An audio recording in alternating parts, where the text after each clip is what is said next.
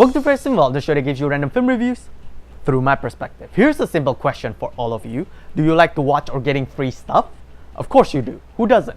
Well, I'm here to let you know that Capsule Computers, mostly known as Capcom, is celebrating the 25th anniversary of one of their most beloved franchise, Street Fighter, with the release of a feature-length documentary titled I Am Street Fighter. And you can view this for free at this link below. On top of this, they also released a free downloadable PC game titled Street Fighter Cross Mega Man a couple of months back too. Here's the link for that game. I'll be posting these URLs in the About section below as well if you guys don't feel like typing or writing them down. I am a fan of these two franchises, so I really enjoyed these freebies by Capcom. That's why I'm sharing this info with all of you. Now on to fulfilling another request by a subscriber, which goes, Ferry, I would love to hear your review on Pacific Rim.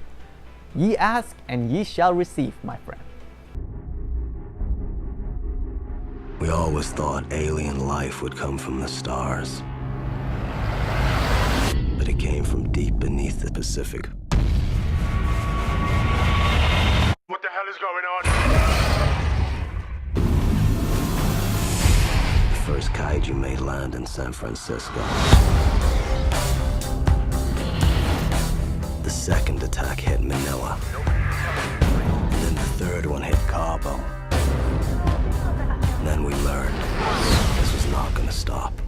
In order to fight monsters, we created monsters of our own. We needed a new weapon. The Jaeger program was born.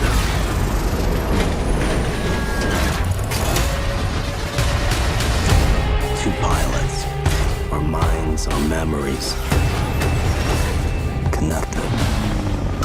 And man and machine become one. Pacific Rim is an action-adventure fantasy sci-fi film where the Earth is continuously being attacked by giant monsters who came through a portal in the Pacific Ocean, so the humans decide to build their own giant robots to combat them. It's directed by Guillermo del Toro, who previously directed films like Mimic, Blade 2, Hellboy 1 and 2, Pan's Labyrinth, and so on. It's safe to say that I enjoyed most of his films. It stars Charlie Hunnam, Rinko Kikuchi, Idris Elba, Ron Perlman, who pretty much always makes an appearance in a Guillermo del Toro film, Charlie Day, Bern Gorman, and so on. I'm not too keen with the overall cast, I have to say, but I attribute that to Guillermo del Toro's style since that's how I usually feel about the casting choices he made for most of his films. I previously stated that this looks like a Power Rangers movie for adults, and I'm sticking with that statement. Plus, a couple of my friends also compared it to the anime Neon Genesis Evangelion, and I wholeheartedly agree with them. Especially the part where they're preparing to get the Jaegers combat ready, the way the pilots are connected to the Jaegers, and etc. Kinda embarrassed that I didn't see that comparison in the first place since I grew up with that anime series. All of this analogy shouldn't come as a surprise though, since Guillermo del Toro said that he was inspired by the anime and tokusatsu of his youth like Tetsuji Nichu Hachigo and etc. The story was mediocre if I'm being honest, but I still enjoyed it a lot, and there are definitely a lot of cheesy moments in this film. But don't mistake this cheese to be the same as the Amazing Spider-Man cheese, because that one was just, no. But this is the type of cheese that I don't mind filling my tummy with. Maybe add a couple of buns, some bacon, onions, lettuce, a burger, and you'll have a cheeseburger. There you go. This film was filled with lots of cheeseburgers. What? The overall visuals was fantastic, which in turn gave me some memorable moments like the color scheme where they're battling in Hong Kong City. That was just a beautiful CG trip for me. And I could still remember the scene where the first kaiju made its first appearance and attacked San Francisco. That scene was just freaking terrifying and I loved it. And how could I not mention the designs for the Jaegers and kaijus, which are amazing. They also went with a very stylistic approach for the visual effects instead of the super photorealistic approach like Transformers. And I think they made the right choice since it was able to accompany the over-the-top storyline nicely. Therefore, I'm giving this a good. It was a ton of fun for me to watch because I knew exactly what I was getting myself into and it didn't disappoint.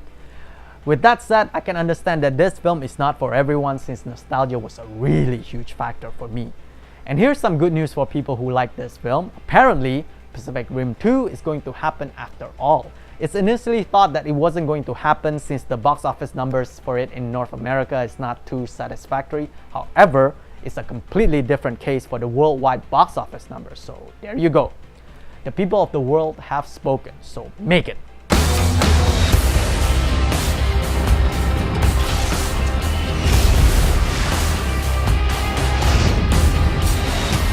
Today, at the edge of our hope,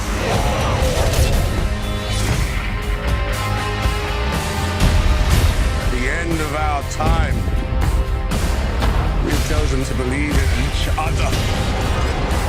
Today we face the monsters that are at our door.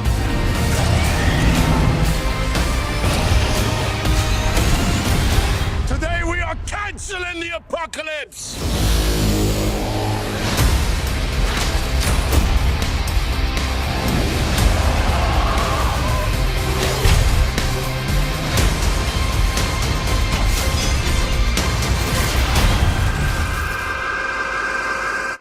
It is pretty cool.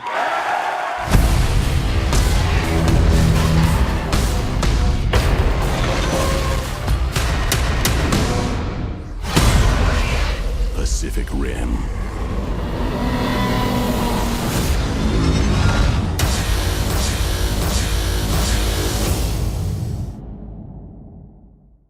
Now it's time for me to go into the drift and enjoy some silence.